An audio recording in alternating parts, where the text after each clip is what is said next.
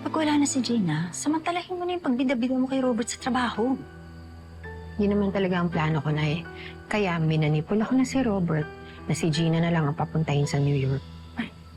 O tapos, lubusin mo na yung pagiging iskamerang palaka mo. Magpa-jaunties ka na. Kinakarir ko naman, Nay.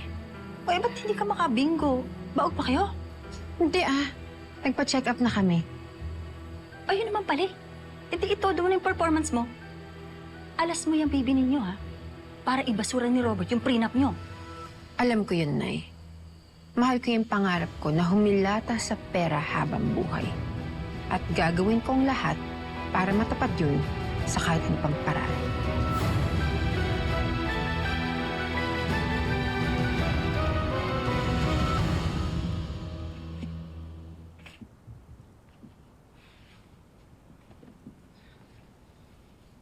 Utos na naman ba ng daddy mo na pumunta ka na Amerika? This is part of my job, mahal. At si Dad na nakiusap sa akin. Di utos nga. Ganun na rin yun.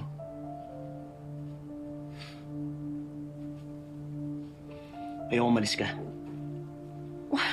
Eh di sino pupunta doon? I don't have a choice. Lahat tayo sa buhay may choice, Gina. Bakit pa kasi big deal sa'yo to, ha? Saglit lang naman ako mawawala eh. Dahil maraming pwede mangyari. I don't understand. Ano ba talaga ang problema?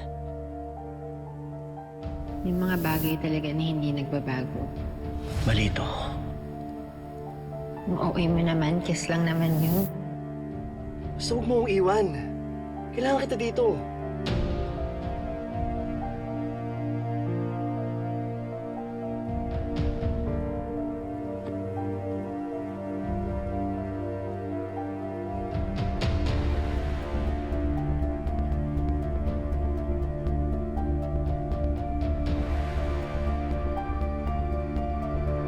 Salamat. Dad, ayaw ka payagan ni Gerald na umalis. Bakit daw? Honestly, hindi ko rin maintindihan. He just said ayaw niyang umalis ako sa tabi niya. Isn't it selfish of him to say that? Di ba parte na siya ng family business natin? Dad, huwag na po uminit ang ulo niyo. You know, I'm so disappointed with your husband. Dapat marunong siya magsakripisyo, huwag siyang pabigat. Dad, hindi ko intensyon na ma-offend kayo. Ayoko lang mapahiwalay sa asawa ko. Yun lang ba talaga ang dahilan mo? Parang napakababaw naman. Kung sa inyo mababaw yon, sa akin importante na hindi umalis si Gina. Kung magsalita ka, akala mo hindi na babalik dito ang asawa mo. Pero ngayon ko siya kailangan. May mga bagay na dapat kami ayusin bilang mag-asawa, Dad. Hindi lang ikaw ang priority ni Gina. Kung gusto niyong ayusin ang mga problema ninyong mag-asawa, kailangan marunong ka mag-adjust. Yan ang mabuting asawa.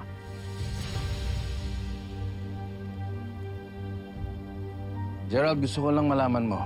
Gusto ko lang linawin na hindi ko tinatapakan ang pagkalalaki mo. Nakikiusap ako sa iyo ng mabuti bilang respeto sa iyo. Dad, maraming salamat po sa respeto niyo.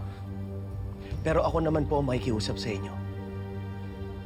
Pasamahin niyo na lang po kay Gina. I'm sorry, hindi ko magagawa yung request mo. Inassign kita dito kasama si Betsy. Wala ka rin naman magagawang tulong kay Gina sa Amerika. Ano ibig niyo sabihin?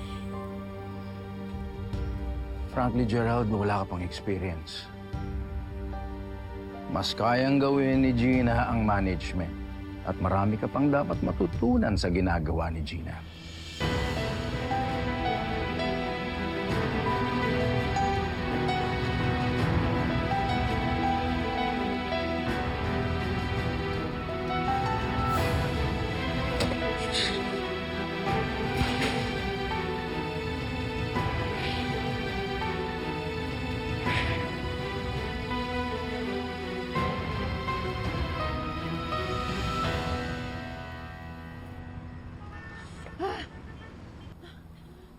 Diyos ko, Lord! Ang dami pa palang ayosing requirements!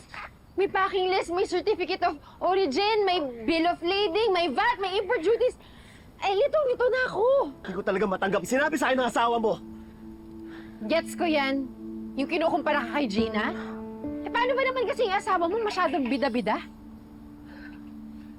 Hindi ko alam kung anong nangyayari sa buhay ko.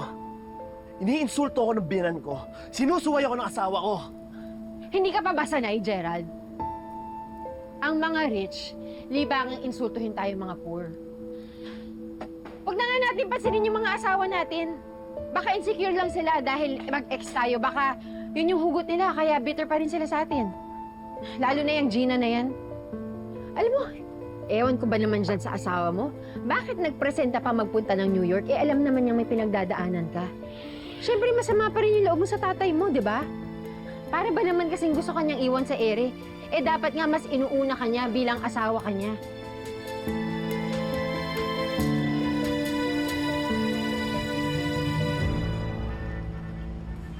Tama naman si Betsy. Ako dapat ang sinusunod at pinapakinggan ni Gina. Hindi yung daddy niya. Partner, yung pagpunta ni Gina sa US, para yun sa negosyo nila. Pati na rin sa negosyo nyo. Kayo rin ang magmamana niya in the future. Eh wala dapat ikasama na loob. Hindi mo ako naiintindihan. Ano ba talaga problema? Bakit ayaw mo paalisin si Gina? Kasi nga ayaw ko maiwan kami lang dalawa ni Betsy. Baka kung anong mangyari. Anong ibig mong sabihin? Anong mangyayari sa ni Betsy?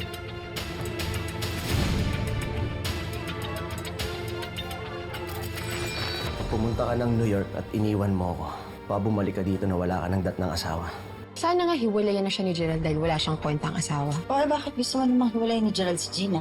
Sinasagad niya ako eh. Siya nagtutulak sa akin para gumawa ng mali. Anong ibig mong sabihin doon? Hi, Robert. You know, I just flew in from Venice a few days ago. Andito na ako sa supermarket mo to check that everything is perfect at walang maling makakalusot sa akin.